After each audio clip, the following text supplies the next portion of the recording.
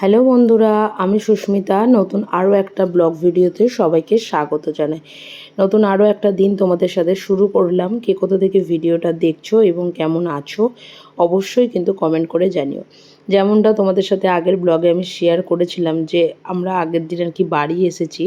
আর বাড়ি আসার পরে যারা এই 2-3 দিনের জন্য বাইরে যায় তারা নিজেরাও জানে যে বাড়িটার কী পরিস্থিতি থাকে আর কি।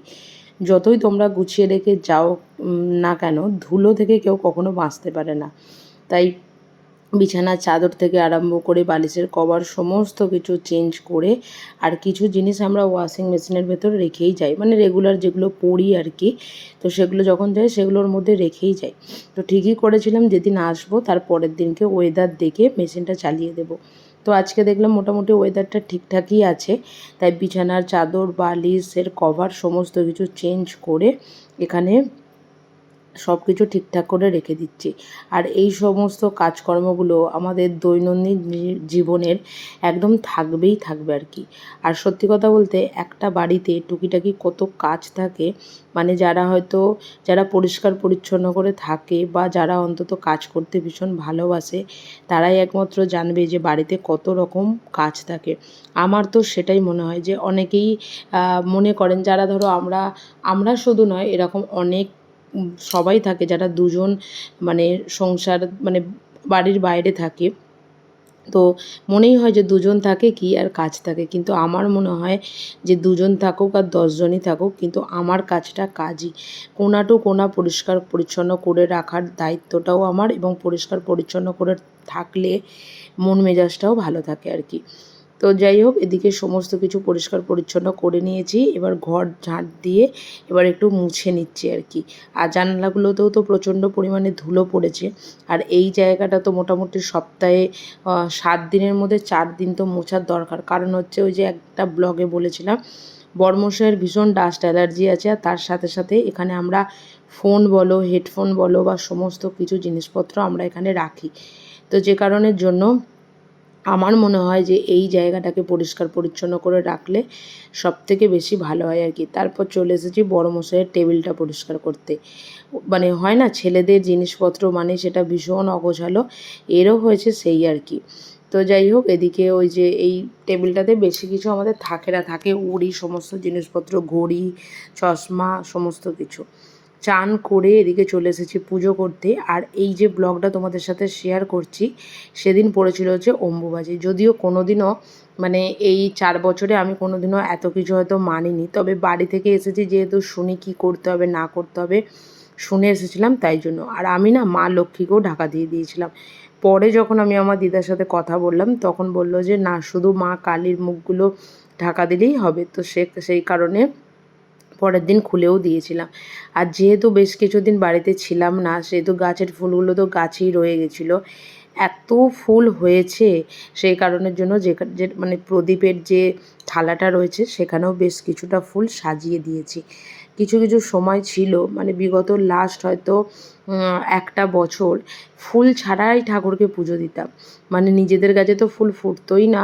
হ্যাঁ, কিনে এনে অবশ্যই পুজো দিতাম, সেটা হয়তো 2 দিন কি 3 দিন, তার বেশি তো কেনা ফুলটা রাখা যেত না। আর এখানে এসেও তাই করতাম, ফুল ছাড়াই ঠাকুরকে পুজো দিতাম। তারপর দেখলাম রাস্তার ধারে ধারে লোকের বাড়ির বাইরে বাইরে প্রচুর নয়নতারা গাছ হয়েছে ছোট ছোট। তো সেগুলোকে এনে বসিয়েই আর কি এই যে ফুলগুলো আর কি এতটা হয় আর কি। আর নীলকণ্ঠ ফুল গাছ, মানে ফুল গাছের চারাটা আমি আমার বাড়ির সামনে যে কাকিমা আছে তার কাছ থেকে নিয়ে এসেছিলাম। আর এদিকে দুপুরবেলা রান্না বান্না করতে এসেছি। তবে দুপুরবেলার রান্নাতে আমি যে আলু পোস্তটা বানাচ্ছি, আমি কোনোদিনও মানে কালো জিরে কোনোদিনও দিই না আর কি। কিন্তু এবারে অনেকের ব্লগে দেখেছি যে পোস্ততে নাকি কালো জিরে দিলে নাকি পোস্তর টেস্টটা আর কি বাড়ে। তো যাই হোক, সেই কারণের জন্যই এদিকে কালো জিরে দিয়ে আলুগুলোকে ভেজে, আরও একটা জিনিস যেটা হচ্ছে পোস্তটা কী করতাম আলু সেদ্ধ হয়ে যাবার পরে দিতাম, কিন্তু আজকে আমি যেটা করলাম সেটা হচ্ছে পোস্তটা আলু সেদ্ধ হওয়ার আগে দিয়ে আর এদিকে মানে ভালো করে একটু কষিয়ে নিয়ে ওদিকে একটু সেদ্ধ করতে দিয়েছি। আর আজকে মানে নিরামিষ খাবো আর কি, তো সেই কারণের জন্য এদিকে একটু বেসন বড়ার মানে বেগুনি করব, তো সেই কারণের জন্য এদিকে একটুখানি হলুদ, একটুখানি লঙ্কার গুঁড়ো, বেসন, একটু কালো জিরে, একটু জোয়ান সমস্ত কিছু দিয়ে এটাকে ভালো করে মাখিয়ে রেখে দিচ্ছি। তো যাই হোক, এদিকে এই যে এটাকে মাখিয়ে রেখে দিলাম, আর এদিকে আমার আলু পোস্তর আলু সেদ্ধ হয়ে গিয়ে জলটাও বেশ ভালো শুকিয়ে গেছে আর কি। ওপর থেকে দিয়ে দিলাম হচ্ছে কাঁচা একটু সর্ষের তেল। ব্যাস, এই হলো মানে রান্নাবান্না আজকের মতো মানে কমপ্লিটের দিকে আর কি। আর তার সাথে করেছিলাম হচ্ছে মুগের ডাল।